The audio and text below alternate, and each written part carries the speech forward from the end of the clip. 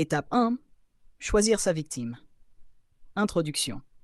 Dans l'art de la séduction de Robert Greene, la première étape du processus de séduction consiste à choisir sa victime.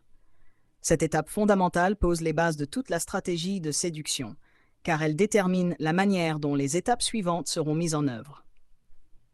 Greene insiste sur l'importance de cette sélection, car une cible mal choisie peut rendre la séduction inefficace ou contre-productive. Identification et sélection.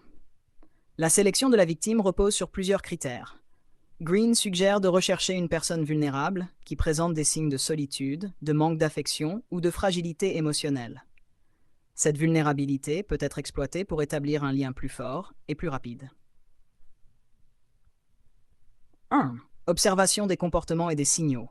Avant de choisir une cible, il est essentiel d'observer attentivement son comportement. Les signes de vulnérabilité peuvent inclure une recherche d'attention, une attitude réservée ou des gestes montrant un besoin d'affection.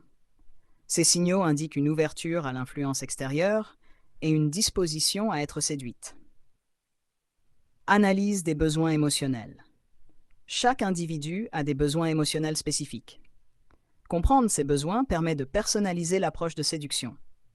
Par exemple, une personne en quête de sécurité émotionnelle répondra positivement à des gestes de protection et de soutien, tandis qu'une personne en quête d'excitation et de nouveauté sera attirée par des propositions audacieuses et aventureuses.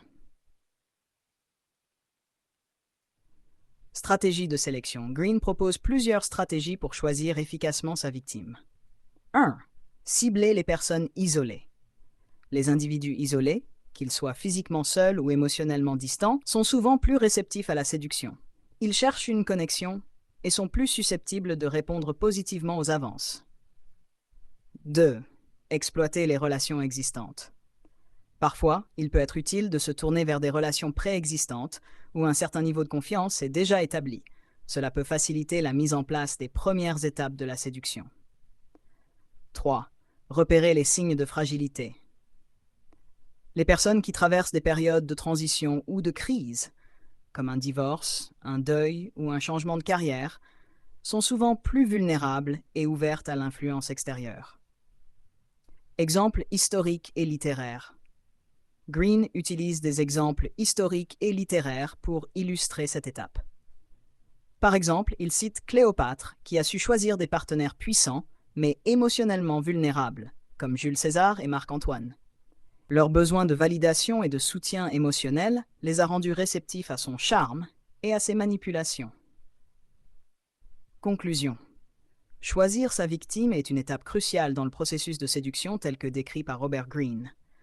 Elle nécessite une observation attentive, une analyse des besoins émotionnels et une stratégie bien définie. En identifiant une cible vulnérable et réceptive, le séducteur pose les bases pour une séduction réussie, augmentant ainsi ses chances de succès dans les étapes suivantes. Cette première étape, bien exécutée, prépare le terrain pour une série de manœuvres calculées destinées à conquérir et à maintenir l'intérêt de la victime.